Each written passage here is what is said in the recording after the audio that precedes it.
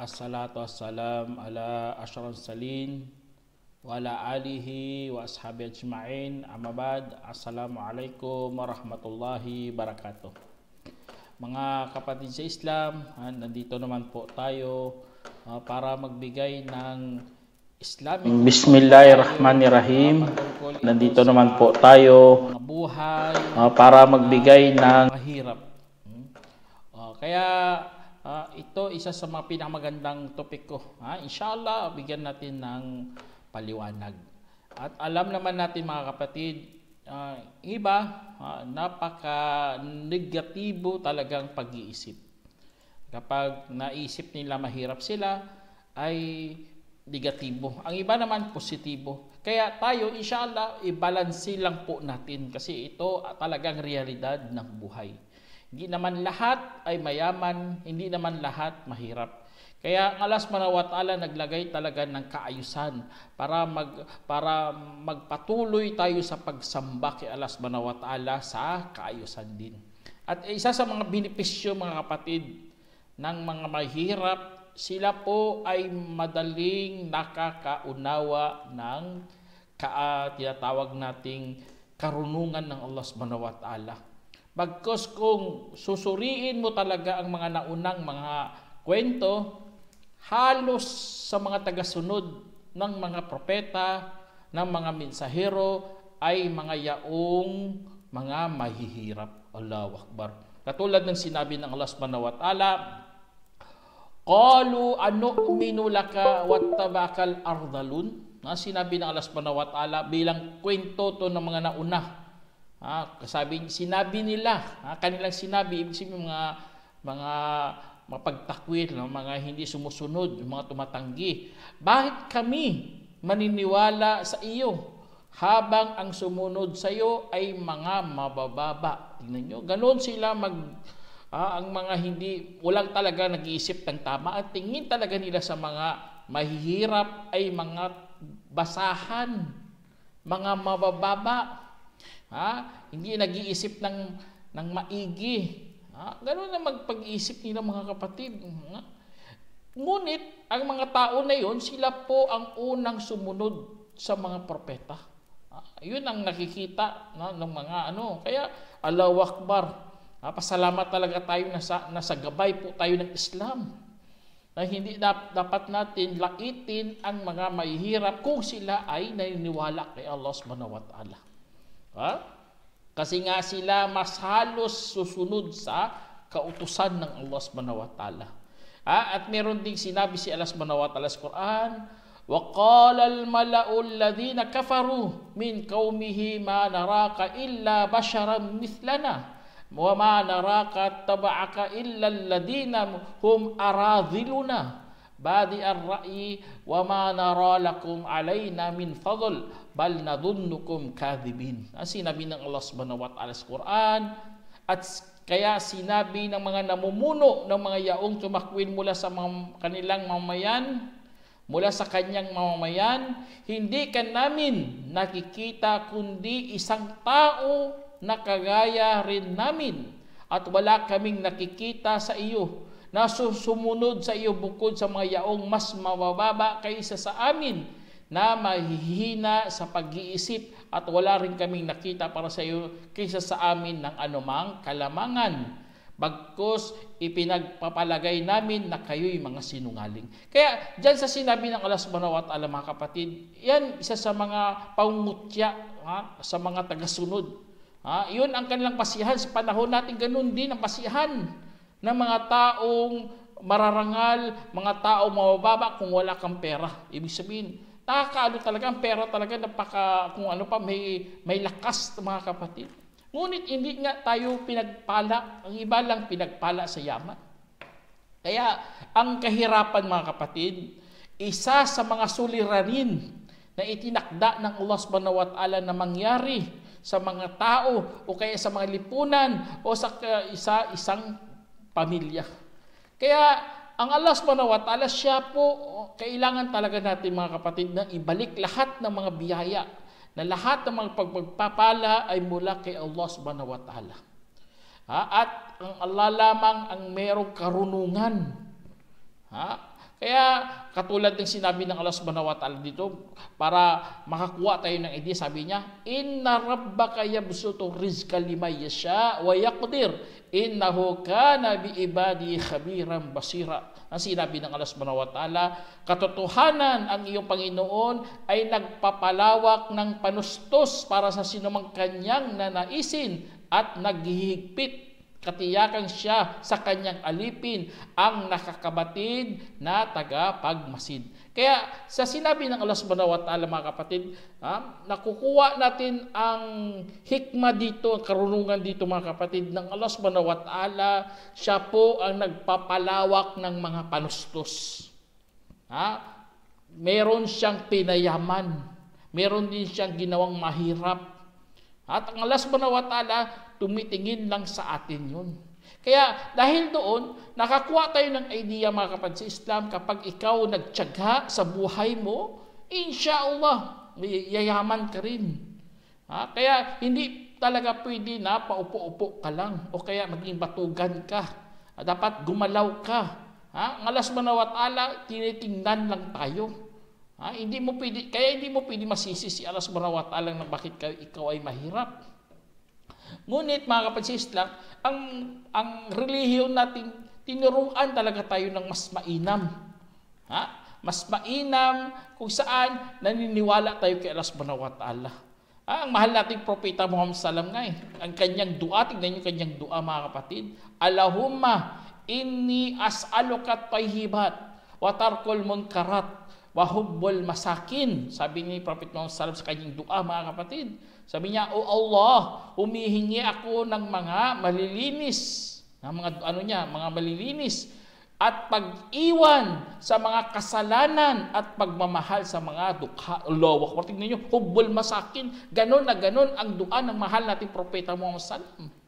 Na sana mahalin natin ang mga dukha. Kung ikaw ay nasa kasaganahan, kung ikaw ay lamang sa buhay, mga kapatid, huwag kang magpalinlang, huwag kang mahibang, huwag kang magpalibang. Kasi nga kapag ikaw nakalimot sa pag-alala kay Allah Subhanahu wa Ta'ala, ay talagang matutukso ka ng yaman. Kaya ang dua ng mahal nating propeta sallam, ganoon, mga kapatid, para ikaw kahit papaano hindi ka makalimot sa pag-alala kay Allah.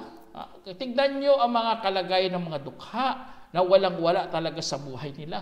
Kaya ganoon ang dua ng mahal nating propeta sallam. At gusto pa nga ng propeta sallam na mamuhay bilang isang dukha.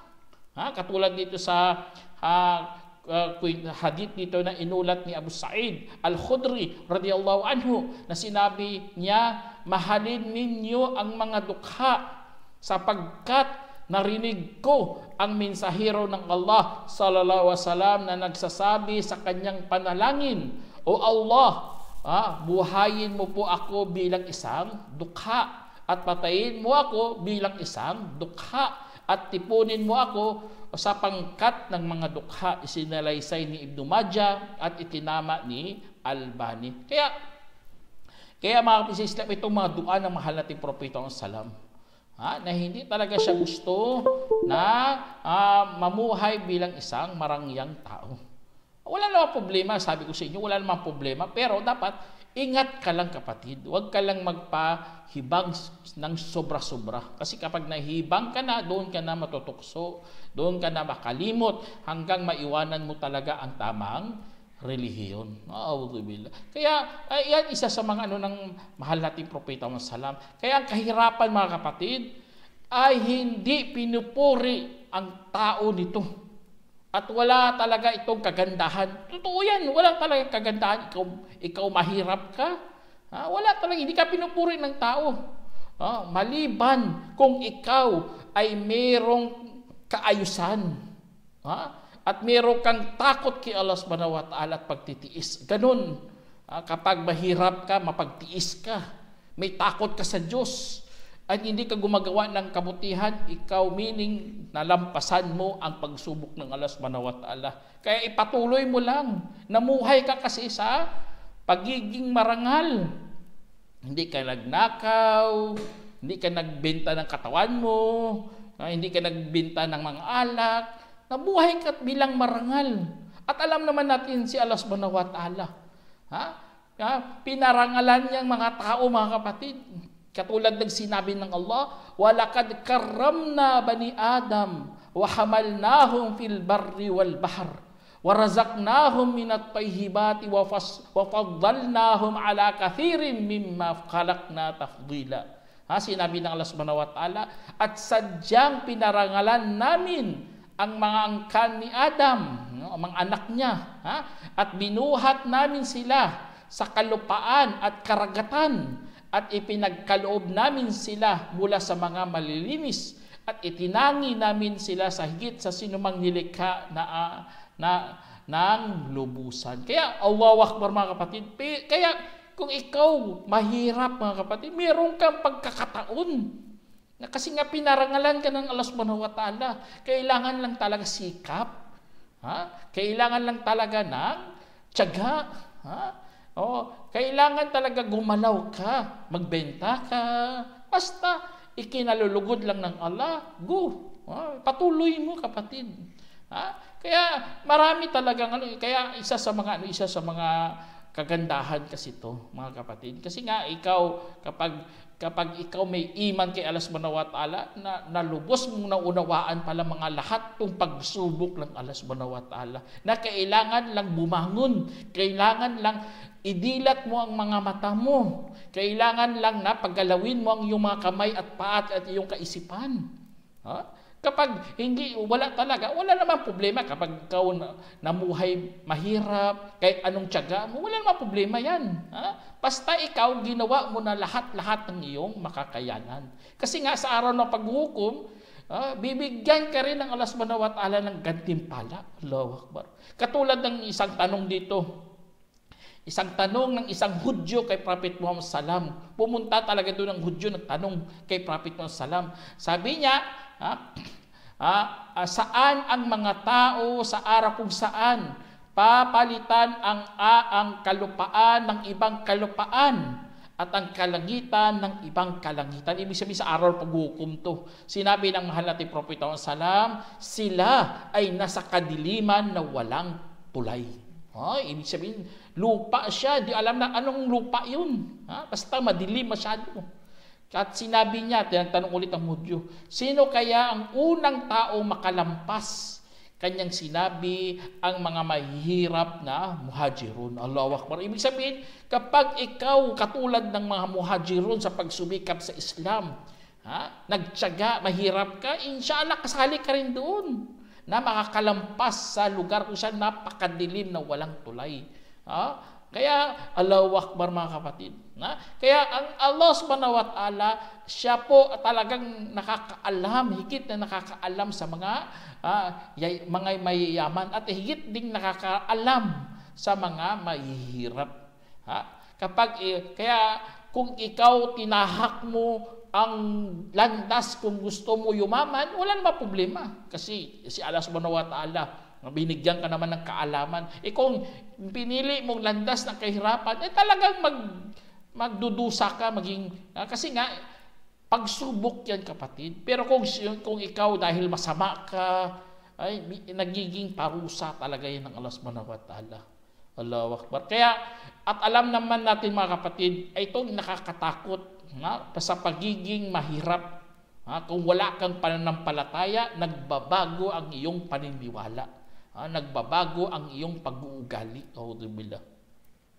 Iyon ang nakakatakot. Tingnan nyo, sa sinabi ng Allah subhanahu wa ta'ala dito, mga kapatid, sabi niya, wala taqtulu awladakum min imlaq, nahnu narzuqukum wa iyahum. Sinabi ng Allah subhanahu wa ta'ala sa Quran, at huwag ninyong papatayin ang inyong mga anak sanhi ng kahirapan, dahil kami na mismo ang magbiyaya sa inyo at sa kanila. Allahu Akbar. Tingnan nyo, ang mga iba, mga kapatid, kapag mali talaga ang kanilang kinakapitang paniniwala, gano'n na pag-iisip nila o lalo na gumagawa ka ng masama at nabuntis ka. Gusto mo na lang mawala na ang laman ng sinapupunan mo. I-abort mo, bugbugin mong tiyan mo. Parang wala kang kaluluwa ang dating mo na yun. Kasi Ganun sabi mo, mahirap lang ako, wala akong ipapakain. Pero kung ikaw ay tunay naman ng palataya, hindi hadlang ang kahirapan, mga kapatid. Basta ikaw gumagawa ng mabuti o nabuntis ka dahil sa kasal, Allahu Akbar, go. Kasi nga, ang Allah subhanahu wa ta'ala nag-promise siya. Sabi niya, kami na mismo ang magbiyaya sa inyo at sa kanila. Allahu Akbar. Kasi nga, natatakot ka sa kahirapan, kaya pinangguan ka ng Allah. Meron nga dito, isa sa mga sinabi rin dito sa ibang talata, wala taqtulu awladakum khasyata imlaq. Nahnu narzuquhum wa iyyakum inna qatlahum kana khit'an kabira. Sinabi ng Allah subhanahu wa ta'ala, mga kapatid. At huwag ninyong papatayin ang inyong mga anak dahil sa pangamba sa kahirapan. Tingnan nyo, pangamba na naman dito. Dito kanina, nabanggit doon sa kahirapan. Dito, iba na naman, pangamba, ibig sabihin sa future na naman. Sabi ng Allah, kami ang magbiyaya sa kanila, o sa kanila naman, at sa inyo, katiyakan ng pagpatay sa kanila ay naging kasalanan na malaki. Kaya, diyan sa sinabi ng Allah, sa future, si Allah yan ang magbiyaya sa kanila. Huwag kang matakot. Kaya ang kahirapan, mga kapatid, hindi yan hadlang. Kaya alhamdulillah, binigyan tayo ng Allah subhanahu wa ta'ala ng kaalaman at binigyan tayo ng paniniwala. Para magpagpatuloy lang natin ang ating buhay. Kaya kung ikaw gagawa ng mga haram, a'udzubillah. Gagawa ka dahil sa kahirapan, gagawa ka ng haram, hindi dapat yung gagawin ng isang manampalataya. Dito nga, isang kwento nga Ang babae na ito, manampalataya, pero gipit na gipit talaga siya. Parang sumikip talaga ang lupa sa kanyang, itong lupa para sa kanya. Sa kwento sa mga Bani Israel po ito, mga kapatid. Na wala na siya talagang malalapitan, maliban na lang sa kanyang pinsan, na inaakit siya. Kaya nakiusap siya doon at sinabihan siya ng kanyang pinsan, bibigyan kita, ngunit ang kapalit ang iyong katawan. Subhanallah, ganun ang sinabi sa kanya. Ngunit, mga kapatid, pinaalalahanan niya ang kanyang pinsan sa pagkatakot kay Allah subhanahu wa ta'ala. Dahil doon, mga kapatid, natakot yun ang pinsan niya. At niligtas siya ng Allah subhanahu wa ta'ala sa kasamaan. Ibig sabihin pala, mga kapatid, kahit nasa gipit, nasa ka sa kahirapan ka, nasa ka na talaga pinakadulo ka ng problema, basta humingi ka ng Allah sa Allah subhanahu wa ta'ala, inshallah, hindi ka niya pababayaan. Katulad ng nangyari sa babae dito. Na lang siya ng kanyang pinsan, natakot kay Allah, kasi nga pinaalalahanan niya Katulad sa kwento doon na sabi niya, na wag mong sisirain ang silyo kung wala kang karapatan. Yun ang sinabi niya, matakot ka ibadullah, matakot ka sa Allah o alipin ng Allah. Dahil doon narinig niya, gano'n naman kahit mga masasama, sabihan mo, itakillah, matakot kay Allah, matakot talaga yung maalala niyang Diyos. Kaya gano'n, mga kapatid, inshallah, dahil sa takot natin kay Allah subhanahu wa ta'ala. Kaya may mga kwento, mga kapatid, na isa sa mga yung mga kahirapan na ito, mga kapatid, huwag tayong aabot na papatay ka ng tao. Ang iba kasi, ang tao, tingin niya, parang na lang, barya. Buhay ng tao, barya. Hindi niya alam, si Allah subhanahu wa ta'ala, pinagbawalan tayo pumatay. Tapos ikaw, gusto mo maging hard killer ka. Gusto mo lang pumatay dahil sa pera, subhanallah. Tapos sasabihin mo, dahil sa kahirapan, kapag kumita ka na naman ng malaki, na-addict ka na, papatay ka na ng papatay. Tapos idadahilan mo pa dahil sa kahirapan, subhanallah. Meron nga akong nakita sa TV, sabi niya, nagtanong siya, sino magpapakain sa amin? Kung hindi ganito ang aming mga business, subhanallah. Ikaw ba magpapakain? Ganun ba ang idadahilan mo sa Allah subhanahu wa ta'ala sa araw pag-hukom? Na ikaw, dahil mahirap, ginawa mo yan? Hindi mo yan gagawing dahilan. Kaya alhamdulillah, mga kapatid sa Islam, ito isa sa mga pinakamagandang katuruan natin sa Islam, na tayo, hawak lang tayo sa religion. At isa sa mga nagdadala rin, mga kapatid, sa kahirapan, mga kapatid, na isa masamang ugali ang pagiging mayabang. Katulad dito sa hadith na an Abi Hurairah radhiyallahu anhu, qala Rasulullah sallam, "Thalathatun la yukallimuhumullahu yawmal qiyamah wala yuzakkihim wala yanzuru ilaihim walahum adzabun alim. Asy-syaikhun zanin wa malikun kadzdzab wa ailun mustakbirun." Sinabi sa hadith na galing kay Muslim, na sinabi ni Abu Hurairah radhiyallahu anhu, na sinabi ng mahal nating propeta Muhammad sallam, tatlo na hindi kakausapin ni Allah subhanahu wa ta'ala sa araw ng pagkabangon, at hindi dadalisayin, at hindi sila titignan at mapasa kanila ang mahapding kaparusahan. Una-una, ang mapangalunyang matanda. Subhanallah. Matanda na. Nangalunya pa. Audubillah. Wala lang ang ibubuga. Mangalunya pa talaga. Kaya yun, isa sa mga hindi yung kakausapin ng Allah subhanahu wa ta'ala. Tapos ito pa, pala sinungaling na hari. Hari ka na, tapos sinungaling ka pa. Audubillah. Wala namang force o kapangyarihan o mga hukbo na tatalo sa'yo kasi hari ka. Tapos ikaw, napakasinungaling mo pa. Tapos ito, pinakamalupit mga kapatid. Mapagmataas na dukha. Itong nakakatakot kapag nasa ka sa kahirapan, tapos ikaw mayabang pa. Dahil pride mo, pinairal mong pride mo, subhanallah. Bibigyan ka, sabi, hindi ako tatanggap yan. Kaya sa Islam, alhamdulillah, inuruan tayo ng magbigay sa mga mahirap. At ang mga mahirap, dapat silang tumanggap. Hindi mag-pride. Na-pride ang iba mayabang, ayaw tumanggap. Gusto niya, ganito. Kaya, hindi talaga yan sila titignan ng Allah subhanahu wa ta'ala. Hindi sila dadalisayin at magpasa kanilang mahapding kaparusahan. Kasi nga, wala naman silang ibubuga, bakit pa nila ginawa ang mga gawain na ito? Kaya yun, kailangan natin mga kapatid, tandaan na lahat ng mga pangyayari o mga kaganapan ay nasa kapahintulutan ng Allah subhanahu wa ta'ala.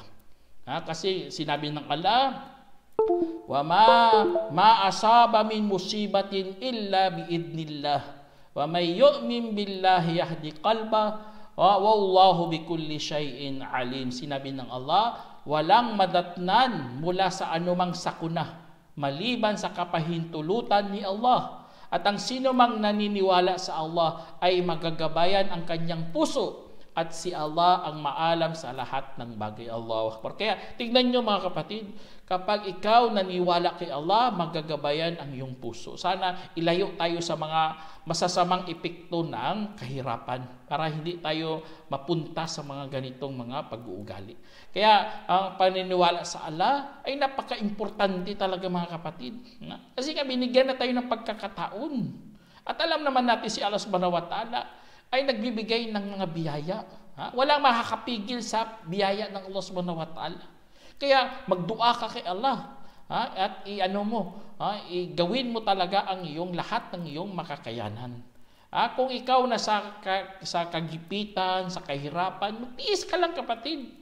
Ganoon naman talaga pagtitiis. Katulad sa hadith nito na inulat ni Shu'aib na sinabi ng mensahero sallallahu alaihi wasallam, kamangha-mangha ang kalagayan ng isang manampalataya. Katotohanan, ang kanyang kalagayan ay mainam lahat. At wala ito para sa kaninuman bukod sa manampalataya. Kapag nakaranas siya ng kaginhawaan, ay nagpasalamat, kaya't naging mainam ito para sa kanya. At kapag makaranas siya ng kagipitan, ay nagtiis, kaya't naging mainam ito para sa kanya. Isinalaysay ni Muslim. Allah, sabar lang kapatid. Sabar-sabar lang. Kasi nga itong pangyayari natin, hindi naman ang lupa na ito, hindi naman itong ating tirahan talaga. Ang tirahan natin doon sa kabilang buhay. Ito po lugar ng pagsubok. Napuno po ng tukso para mayroon kang pagkakataon na ipakita kay Allah subhanahu wa ta'ala na mayroon kang nagawang kabutihan.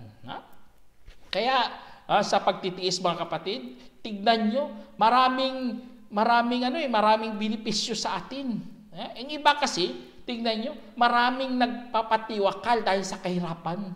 Sa sorbing nga, subhanallah, sa China, ay sa Japan, almost 30,000 nagsisuicide sa kanila. Kaya tingnan niyo sa ibang lugar, maraming nagsusuicide dahil sa kahirapan. Sa Pilipinas, ganun din. Maraming nagsusuicide dahil sa kahirapan, mga kapatid.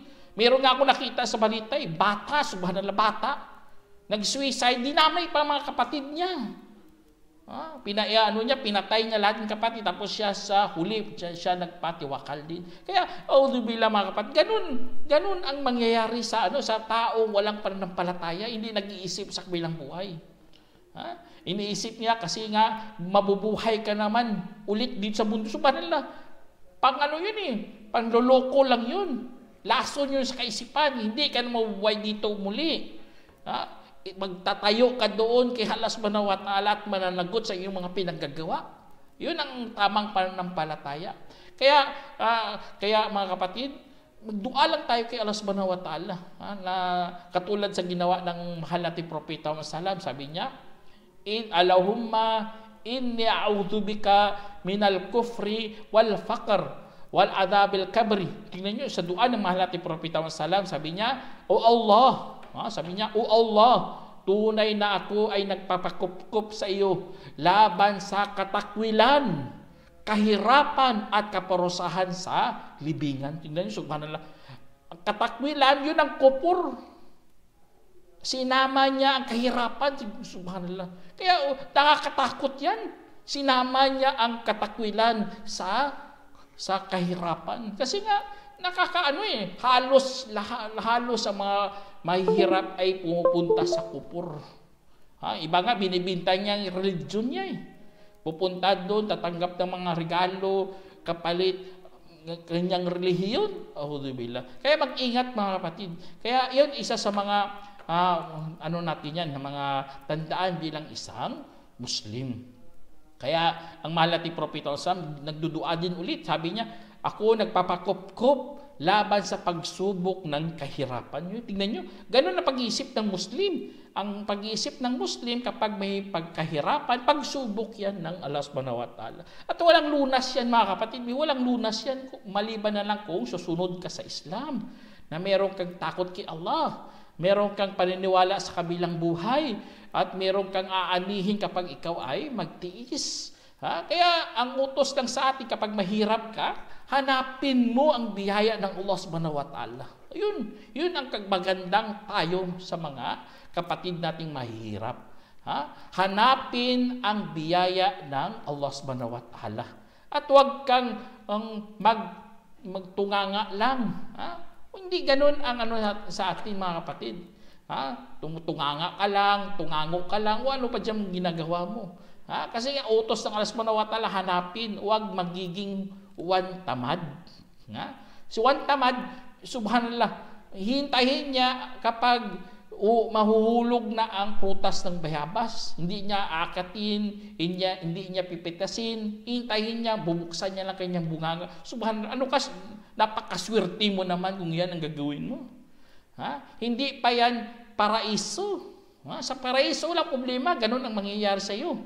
Kahit maging ka doon, magtamad-tamad ka, bagkos lalapit sa iyo, pagkain na. Dito sa mundo, hindi pwede. Kailangan talaga na hanapin mo muna ang mga biyaya ng Allah subhanahu wa ta'ala. Katulad ng sinabi ng Allah subhanahu wa ta'ala, sabi niya, wa idza qudiyatis salatu fantashiru fil ardi wabtaghu min fadlillahi wadhkurullaha katsiran la'allakum tuflihun. Sinabi ng Allah subhanahu wa ta'ala, at kapag matapos ang pagdarasal, kung gayon ay humayo kayo sa kalupaan at hanapin ang biyaya ng Allah at alalahanin ninyo si Allah ng madalas, baka sakali kayo'y magtatagumpay. Allahu Akbar. Kaya yun isa sa mga kagandahan ng Islam mga kapatid, na tayo binubuksan talaga ang ating kaisipan. Hindi hadlang kahirapan sa buhay natin mga kapatid. Hindi yan hadlang. Meron kasing hadith dito, subhanallah, napakaganda. Sabi dito, inulat ni Zubair bin Awam radiyallahu anhu, na sinabi ng propeta Muhammad SAW, katotohanan ang pagkukuha ng isa sa inyo ng kanyang lubid at saka magdadala ng isang bungkus ng panggatong sa kanyang likod at saka kanya itong ipagbibili, kung gayon ay aalagaan ng Allah ang kanyang mukha dahil dito, kaysa hingi siya sa mga tao kung magbibigay nga sila sa kanya o kaya magkakait. Isinalaysay ni Bukhari. Allahu Akbar. Itong hadith na ito napakaganda. Gumawa ka ng paraan para alagaan ng Allah subhanahu wa ta'ala mukha mo. Kasi nga kapag hindi yan naalagaan ng Allah subhanahu wa ta'ala, kasi hingi ka ng hingi, mawawalan ka talaga ng mukha. Nagmamalimos ka kahit malakas katawan mo. Meron nga doon sa amin nang limos siya tapos napakaganda ng relo. Nilait siya ng tao. Sabi niya, nang lilimos ka tapos ganda-ganda ng relo mo, subhanallah. Ganun lang mangyari sa iyo mga kapatid. Kasi nga wala kang hindi ka gumawa ng paraan. Dapat gumawa ka ng paraan katulad sa hadith sa Sahih Bukhari. Inshallah, sana meron kang napulutang aral mga kapatid. Hanggang dito na lang. Assalamualaikum warahmatullahi wabarakatuh.